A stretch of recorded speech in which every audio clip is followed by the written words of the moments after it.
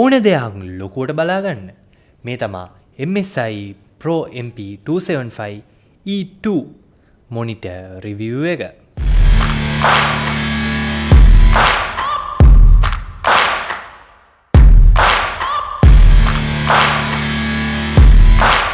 ඔයා මෙච්චර වටින වීඩියෝ එකක් තාම ලයික් එකක් නොදානේ බලන්න.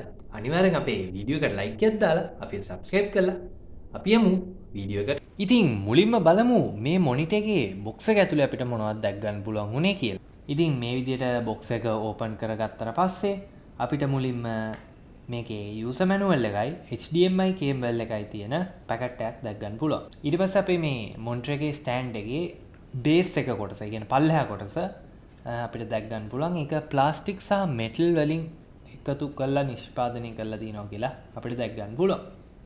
ඊට පස්සේ අපිට මේ මොනිටර් එකේ ස්ටෑන්ඩ් එකේ බද කොටස වගේම පවර් කේබල් එක දැක් ගන්න පුළුවන්. මේ මොනිටර් එකත් එක්ක එක පවර් කේබල් එක ඇවිල්ලා තියෙනවා. මගේ අනිත් මොනිටර් එකත් ගන්නකොට නම් මට පවර් කේබල් දෙකක්ම හම්බුණා. ඉතින් මේ මොනිටර් එකේ ෆුල් අන්බොක්සින් එක්ස්පීරියන්ස් එක ඔයා බලන්න කැමති නම් ඔයාලට පුළුවන් මෙන්න මේ වීඩියෝ එක බලන්න. මේකේ මං ෆුල් අන්බොක්සින් එක්ස්පීරියන්ස් එක වගේම මේ මොනිටර් එක සෙටප් කරගන්න කොහොමද මේ හැමදේම ඔයාලත් එක්ක ෂෙයා කරගත්තා. ඉතින් අපි යමු වීඩියෝ එකේ ඉස්සරහට. මුලින්ම අපි කතා කරමු මේ මොනිටර් එකේ ඩිසයින් එක ගැන. ඩිසයින් එක ගැන කතා කරද්දී මුලින්ම අපිට දැක් ගන්න පුළුවන් හතර පැත්තෙම ගොඩක් ස්ලිම් බ්‍රෙසස් දැක් ගන්න පුළුවන්. ඒ නිසා අපිට ස්ක්‍රීන් එකේ ලොකු ඒරියා එකක් අපිට රූප දැක් ගන්න පුළුවන් හැකියාව තියෙනවා. ඒ වගේම මේ මොනිටර් එකේ ඉස්සරහ වගේම පිටිපස්සේ දෙපැත්තෙම ගොඩක් ප්‍රොෆෙෂනල් ලුකින් ඩිසයින් එකක් දැක් ගන්න පුළුවන්. ඉතින් අපි ස්ක්‍රීන් එක ගැන කතා කරොත් මේකේ අගල් 27ක IPS LCD පැනල් එකක් දැක් ගන්න පුළුවන්. IPS පැනල් එකක් හින්දා ඔයාලා දන්නවනේ කලර් ක්වොලිටි එක මොන වගේ ලෙවල් එකක තියෙන්න ඕනේද කියලා. ඒ වගේම අපිට මේ මොනිටර් එකේ 120 Hz රිෆ්‍රෙෂ් රේට් එකක් දැක් ගන්නත් පුළුවන්. තවදුරටත් කතා කරොත් අපේ මේ මොනිටර් එක ප්‍රොෆෙෂනල් වැඩවලට, ඒ කියන්නේ බිස්නස් ඇන්ඩ් ප්‍රොඩක්ටිවිටි මොනිටර් එකක් කියන කැටගරි එකට තමයි ඉති. ඒ නිසා මේකේ ගොඩක් IKEA සම්බන්ධව ගොඩක් හිතලා තියෙනවා. ඉතින් ඒ නිසා MSI ලගේ IKEA ටෙක්නොලොජි එක මේ මොනිටර් එකේ දැක් ගන්න හම්බෙනවා. ඊට අමතරව අපිට මේ මොනිටර් එකේ built-in speakers දෙකකුත් දැක් ගන්න පුළුවන්. ඊළඟට අපි මේ මොනිටර් එකේ ports ගැන කතා කරමු. අපිට මේකේ ports ගැන කතා කරද්දී මුලින්ම display port එකක් දැක් ගන්න පුළුවන්. ඊට පස්සේ HDMI port එකක් දැක් ගන්න පුළුවන්. වගේම VGA port එකක් දැක් ගන්නත් පුළුවන්. එතකොට audio පැත්තේ ports ගැන කතා කරද්දී මේකේදී audio 3.5mm audio jacks දෙකක් තියෙනවා. එකක් mic එකක් කනෙක්ට් කරගන්න වගේම අනිත් එක headphone එකක් කනෙක්ට් කරගන්න. ඉතින් ඊට අමතරව මේ මොනිටර් එකේ අපිට power දෙන්න 3-pin power jack එකක් දැක් ගන්න පුළුවන්.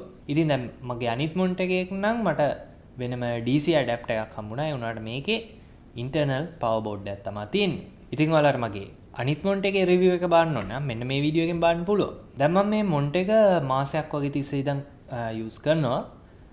මේ මොනිටර් එකේ ඉන්ටර්නල් පවර් බෝඩ් එකක් තිබ්බට කිසිම හීට් වීමක් මට තාම ඩිටෙක්ට් කරගන්න හම්බුන්නේ නැහැ. ඒ වගේම තව ඉෂුස් වගේ දේවලුත් මට දැක් ගන්න හම්බුන්නේ නැහැ. තව මේ මොනිටර් එකේ තියෙන ෆීචර් එකක් ගැන කතා කරොත් ඔයා මිනි PC එකක් යූස් කරනවා නම් මේ මොනිටර් එකත් එක්ක ඔයාට MSI Power Link කියන ෆීචර් එකක් දැක් ගන්න පුළුවන්. ඒ කියන්නේ ඔයාට මොනිටර් එකේ පවර් බටන් එක ප්‍රෙස් කරපු ගමන්ම ඔයාගේ මිනි PC එකත් ඔන් කර ගැනීමේ හැකියාව තියෙනවා. ඉතින් මේ මොනිටර් එකේ ස්ටෑන්ඩ් එකේ ඩිසයින් එක ගත්තාම මේ මොනිටර් එකේ ස්ටෑන්ඩ් එකේ අපිට ඔයාගේ ෆෝන් එක උනත් ලස්සනට තියාගන්න පුළුවන්. ඉතින් ඔයා Samsung Desk කියන Samsung ලගේ ෆීචර් එක යූස් කරනවා නම් ඔන්න ඔයාට මේ ෆීචර් එක ගොඩක් වැදගත් වෙනවා. මගේ අනිත් මොනිටර් එක වගේ මේ මොනිටර් එකෙත් මෙනු එක කන්ට්‍රෝල් කරන්න මේ වගේ ලස්සන ජොයිස්ටික් එකක් තමයි දීලා තියෙන්නේ. මේ මෙනු එක ගැන කතා කරද්දී මේ මෙනු එකේ අපේ මොනිටර් එකේ කලර් මෝඩ්ස් ලොකු ප්‍රමාණයක් තියෙනවා දැක් ගන්න.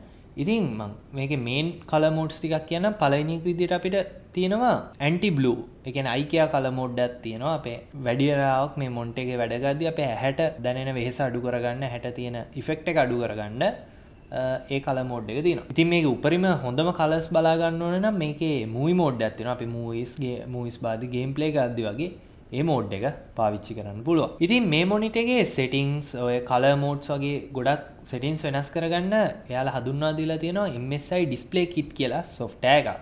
ඉතින් මම මේ software එක ගැන full review එකක් දැම්මා. ඔයාලට ඒක මේ වීඩියෝ එකෙන් බලන්න පුළුවන්. අපි දැන් කතා කරමු මේ මොනිටර් එක වැඩියෙන්ම ගැලපෙන්නේ මොනවා ඒ කට්ටියටද කියලා. ඉතින් මේකේ IPS panel එකක් තියෙන හින්දා color quality එකත් හොඳ මට්ටමක තියෙන නිසා graphic designers ලට video editors ලට photo editors ලට වගේ මේ මොනිටර් එක ගොඩක් වටිනවා කියලා මං විශ්වාස කරනවා. ඒ වගේම මේකේ හර්ට්ස් 120ක රිෆ්‍රෙෂ් රේට් එකක් තියෙන හින්දා ගේම්ස් ප්ලේ කරන කට්ටියටත් මේ මොන්ට් එක වැදගත් වෙයි කියලා මම විශ්වාස කරනවා. ඊට අමතරව මේකේ පාවිච්චි කරලා තියෙන IKEA ටෙක්නොලොජි සහ ඒ IKEA සම්බන්ධ කලර් මෝඩ්ස් හින්දා මේක ස්ටඩීස් කරන කට්ටියට, එතකොට වර්ක් කරන කට්ටියට, සොෆ්ට්වෙයාර් ඉන්ජිනියර්ස්ලාට වගේ ගොඩක් වටින මොන්ට්‍රයක් කියලා මට තේරෙනවා. ඉතින් මේ දේවල් තමයි මම මේ මොන්ට් එක මෙච්චර දවස් යූස් කරලා එක්ස්පීරියන්ස් කරපු දේවල් සහ මම දන්න දේවල්. ඉතින් මං හිතුවා මේ දේවල් ඔයාලත් එක්ක ෂෙයා කරගන්න. මං හිතනවා ඔයාලා දැන් මේ මොන්ට් එක ගැන ගොඩක් දේවල් දැනගන්න ඇති කියලා. ඉතින් ඔයාලට මෙතනින් වැටෙන ප්ලේලිස්ට් එකෙන් පුළුවන් අපි රිවිව් කරපු සහ අන්බොක්ස් කරපු හැම ප්‍රොඩක්ට් එකක් ගැනම වීඩියෝස් ටික බලන්න. ඉතින් මේ වගේ තවත් ඉන්ටරෙස්ටිං ප්‍රොඩක්ට් රිවිව්ස් වගේ තවත් ගොඩක් තාක්ෂණය ගැන හැමදේම දැනගන්න ඔයාලට පුළුවන් VS ප්‍රදාපිව subscribe කරන්න. ඉතින් එහෙනම් තවත් ඉන්ටරෙස්ටිං වීඩියෝ එකකින් හම්බෙනකම් ඔයාලට සුබ දවසක්.